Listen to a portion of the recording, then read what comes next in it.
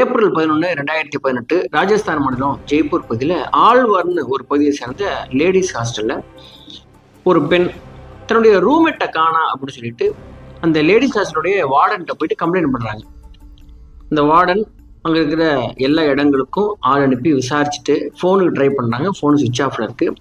இதுக்கப்புறம் இந்த தகவலை நம்ம விட்டு ட்ரை பண்ணுறது தப்பாக இருக்கும் அப்படின்னு சொல்லிட்டு அந்த பெண்ணுடைய அப்பாவுக்கு ஃபோன் பண்ணி உங்கள் பெண்ணை காணா, எங்கே போயிட்டாங்கன்னு தெரியல அப்படின்னு தகவலை சொல்கிறாங்க. காணாமல் போன அந்த பெண் பேர் முனேஷ்.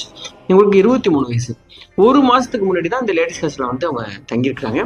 அவங்க குரூப் எக்ஸாம் எழுதுறதுக்காக ப்ரிப்பேர் பண்ணுறதுக்காக தான் இங்கே வந்து தங்கி இங்கே இருக்கிற ஒரு இன்ஸ்டியூட்டில் அவங்க படிச்சுட்டு இருக்காங்க. சரி, இந்த பெண்ணை காணா அப்படின்னு தெரிஞ்சதும் உடனடியாக குஜராத்தில் வதோதராவில் ஒர்க் பண்ணிட்டு இருக்கிற இன்கம் டேக்ஸ் இன்ஸ்பெக்டராக இருக்கிற இவங்க கணவருக்கு ஃபோன் பண்ணி இந்த மாதிரி அவங்க மனைவியை காணா அப்படின்னு தகவலை சொல்லிடுறாங்க. இந்த பெண்ணுடைய அப்பா என்ன பண்ணுறாருன்னா கிராமத்திலிருந்து கிளம்பி இங்கே வந்து அந்த பகுதி முழுவதும் போய் தேடுறாரு.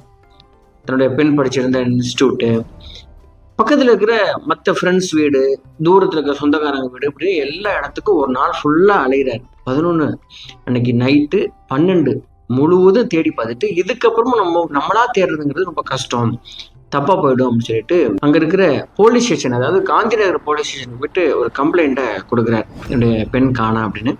இந்த கம்ப்ளைண்ட் எடுத்த போலீஸ் டீம் வந்து இந்த முனேஷ் எங்க போயிருப்பாங்க, சொந்தக்காரங்க வீடு, ஃப்ரெண்ட்ஸ் வீடு, இன்ஸ்டியூட்ல வேற விதமா ஏதாவது காதல் கீதல் கள்ள தொடர்பு இந்த மாதிரி ஏதாவது இருக்குமா அப்படின்னு சொல்லிட்டு அவங்க அலசி ஆராயினாங்க. ஆனா முனேஷை பத்தி எந்த தவறான ஒரு விஷயம் கூட இவங்களால கண்டுபிடிக்க முடியல. இப்படி போயிட்டு இருக்கும் பொழுது கரெக்டாக கம்ப்ளைண்ட் கொடுத்து 3வது நாள் இவங்க கணவர் என்ன பண்ணுறாருன்னா குஜராத்லேருந்து ஜெய்ப்பூருக்கு வந்து போலீஸ் ஸ்டேஷனுக்கு போயிட்டு பயங்கரமாக சண்டை போடுறாரு.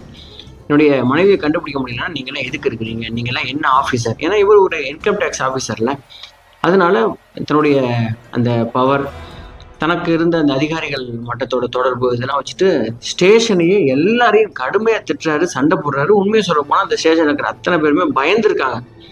அது மட்டும் இல்லாமல் இவர் வந்த அந்த நேரத்திலிருந்து இங்கே என்ன நடந்துச்சு, லேடிஸ் ஹாஸ்டலில் தன்னுடைய மனைவிக்கு ஏதாவது பிரச்சனையா அப்படின்னு அவரும் ஒரு டீமை போட்டு என்கொயரி பண்ணுறாரு. அப்படி என்கொயரி பண்ணதில் ஒரு விஷயத்தை அவர் கண்டுபிடிச்சிட்டாரு. என்னன்னா, காணாமல் போன அன்னைக்கு ஈவினிங் தன்னுடைய மனைவியை ஒரு 3 நபர்கள் பைக்கில் ஃபாலோ பண்ணிட்டு வந்திருக்காங்க. அந்த 3 நபர்கள் தான் தன்னுடைய மனைவியை கடத்திட்டு போயிருக்கணும் அப்படிங்கிற அந்த தகவலையும் கண்டுபிடிச்சி வந்து போலீஸ் ஸ்டேஷனில் சொல்கிறார். கண்டுபிடிச்சி கொடுங்க அப்படின்னு சொன்ன உடனே ஒரு ஹையர் ஆஃபீஸர் இவர் நினச்சாருன்னா எந்த அளவுக்கு ப்ரெஷரை போட முடியும், தன்னுடைய வேலைக்கும் பிரச்சனை அப்படின்னு சொல்லிட்டு அந்த ஸ்டேஷனில் இருக்கிற இன்ஸ்பெக்டர் ரொம்ப தீவிரமாக இந்த கேஸ் எடுத்துகிட்டு என்கொயரி பண்ணிட்டு இருக்காங்க. இன்பிட்வீனில் லோகேஷன் என்ன பண்ணுறாருன்னா அவரும் சும்மா இருந்துடல,